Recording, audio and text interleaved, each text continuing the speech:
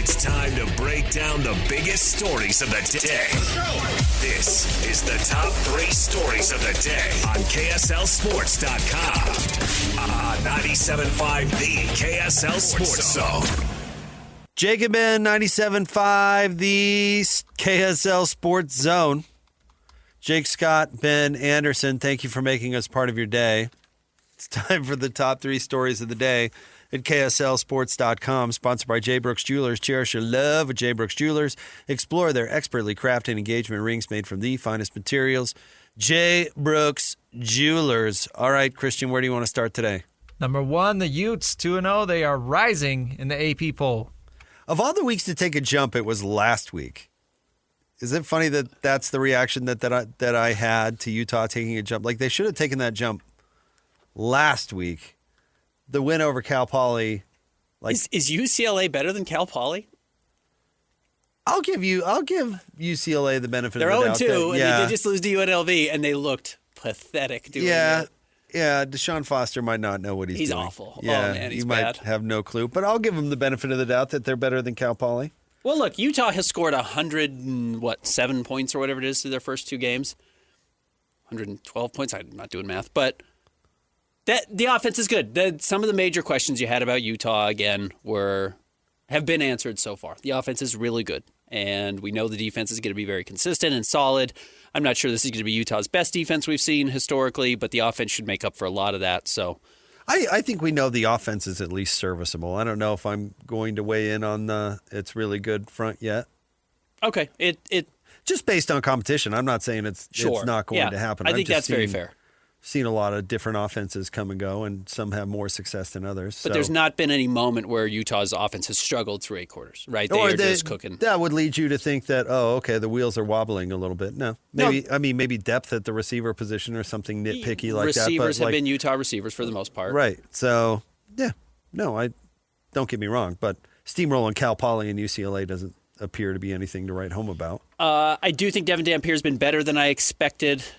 His game was a little just underwhelming, even though it was basically as good as you can play, 17 of 23, 192 yards, 3 touchdowns, did exactly what was asked of him.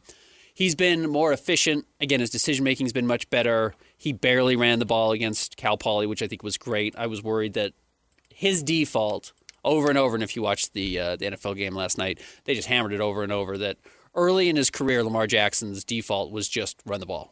If the first option's not there, I'm going to run the ball. And I'm not pretending Devin Dampier's cycling through all of his options, but he doesn't just tuck the ball and run. He's doing a really nice job of not putting himself in those spots, as is Jason Beck. And as a result, he's just been really efficient. He's not turning the ball over at all. So he's been better in that sense than I expected. I think the running backs have been good. I think Dickie Rogers is really good. And we'll see with the receivers. We don't know yet. Have not pushed the ball down the field at all. Just to add to your point about Dampier, he can resist being the star. Mm-hmm. It's a good way to put it. Which is a lesson I think Tyler Huntley learned.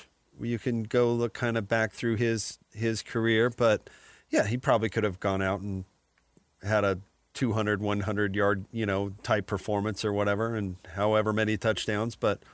No, get the work in. Work on what's going to get you or make you successful later on in the season. Yeah, I think it's great. I think it's a good sign. I do think Ryan Davis breaking out a little bit against Cal Poly and obviously has the familiarity with Devin Dampier from New Mexico is a good sign for Utah.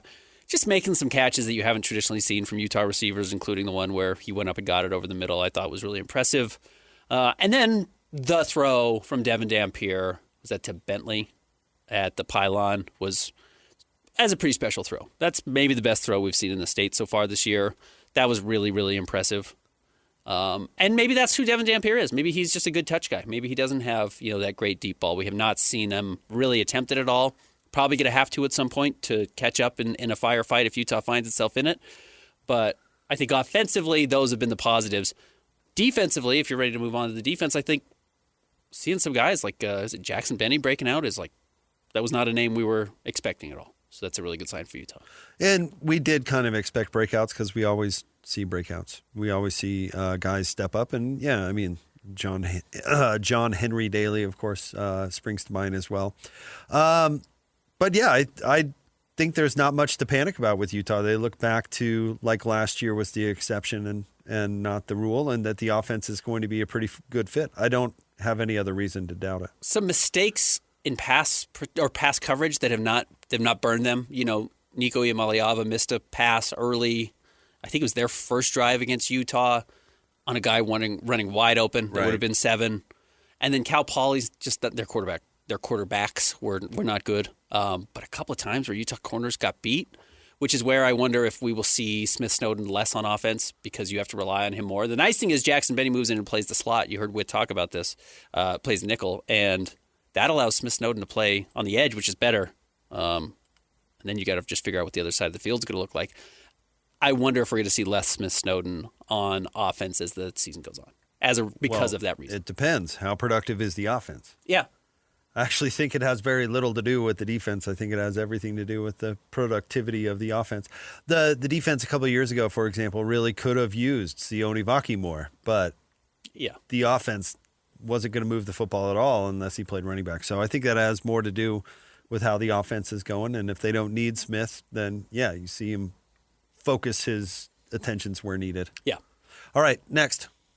Number 2, looking around the scoreboard from the Big 12, and we had a few duds this weekend. Head scratchers. We should have just labeled this headline. Is the Big 12 good? Jake, let me ask you, is the Big 12 good? No. I don't think it is. No, it's not. Well, I don't think it is. listen, I didn't expect Oklahoma State to be good. Mike Gundy. I'm not basing the Big 12 on Oklahoma State. Mike Gundy didn't anticipate Oklahoma State being very good. No, he And didn't. he probably should have shut his pie hole because they took a beating. They gave up 69 points in 3 quarters. Oregon didn't score in the fourth quarter. Yeah, right. What a joke. Oregon absolutely took their foot off the pedal. And Arizona State, I had my doubts about. They lose to Mississippi State. That's probably, if you are the 12th ranked team in the country, that's probably a game you've got to win. But Mississippi State was awful last year. But awful. Scatterboo was a huge part of what they did last year. And that's a little wobbly. But Iowa State beating Iowa is good. It was not a great game. No, but what Iowa State game is a great game. The good thing is it looks exactly like an Iowa State team. Yeah. If I'm an Iowa State fan, though, that scares me because you need to have an offense that can score points, and they can't score points. And that game is wacky. It is. It's a rivalry game. Is and their win over Kansas State is looking worse by the day, but it was still a win. And then Baylor beating SMU. I know that wasn't perfect either, but it was good. They needed it. But they were able to win there. And then, what else? I guess Kansas losing at Mizzou probably wasn't a good look. But were you really? They were up 21-6 in the first quarter. They should have won that game. Kansas State losing to Army is atrocious. I know, but you had them still 3 in the poll, which I just don't understand. Well, obviously, you're a big Wildcats guy. I gave up on the Wildcats. No, they're bad. That North Dakota, probably the fist fight after the Iowa State game was probably when the beginning of the end, really. For Kansas State. Losing to Army is a new low. But my point is, though, as the contenders, and again, we don't know, but as they kind of emerge, Utah, I wouldn't say falling out of nowhere, but going from the bottom of the conference, it would appear to the top. Maybe if you need to look at it this way, this replaces an Arizona State who's a little bit more disappointing. Mm-hmm. I think it's going to be different teams. I think this league is full of good, not great teams, and that's the problem. And who will be this year's Kansas, who in the middle of the season rebounds? It might be Kansas. Or Houston, who wins a couple of games in the middle of the season. And Houston looked good. And Arizona looked good. Arizona has looked really good. Arizona is one of those teams that probably deserves a little bit more credit. Brennan figuring it out his second year. Rich Rod at West Virginia losing to Ohio, though. Man, it's tough. That was one of those teams that you thought maybe they figure it out. Maybe they are middle of the pack, and Rich Rod's a pretty steady coach on the field and figures it out. And you lose to Ohio. It's just it's not a great league. It's been a really bad showing from the Big 12 in non-conference play. You know what this league is it's just like the Pac-12 was for the last 10 years, where they've got a number of good teams and anybody could win it. The difference with the Pac-12 is that they had USC, so the media constantly said USC was going to be good, and then that rarely turned out to be true. And all of a sudden you have these different teams that jump up and end up, including Utah, obviously, and winning the league. I think this league is really similar. I think you've got, half a dozen programs that are basically going to be interchangeable going forward. I do. Highly functioning, good, not great programs.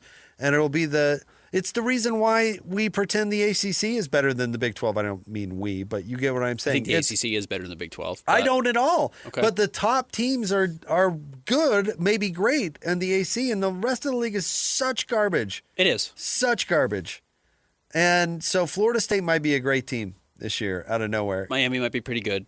Clemson But the lost to thing is, LSU. LSU might be good. We're not going to know because the rest of their schedule, there's a zillion teams in the ACC, so they can't all play each other, and they just feed on the suck.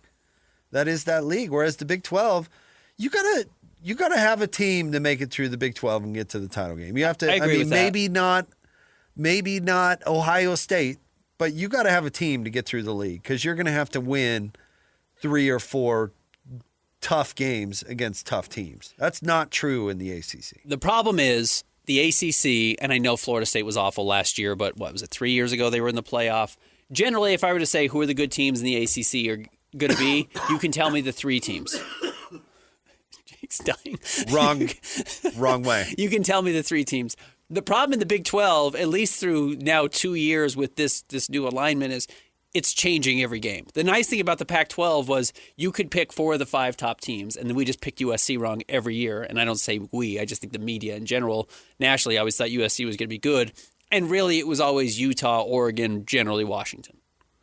Big 12 now, it's just pull a name out of a hat, and that's bad for the conference. You want to have good reputations for your players. But it wasn't Utah teams. until, which is my point, it wasn't Utah until the last 3 or 4 years of the league. That's true.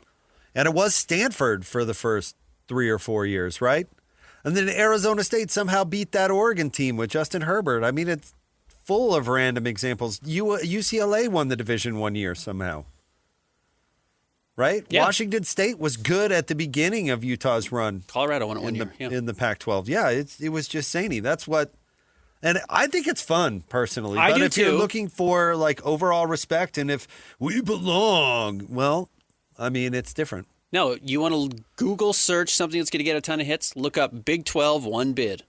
So what you're going to see over and over and over. Every time any team in the Big 12 wins, it doesn't matter who they win or beat, everyone's going to say, probably looking like a one bid league this year, and that's how they're going to look at it.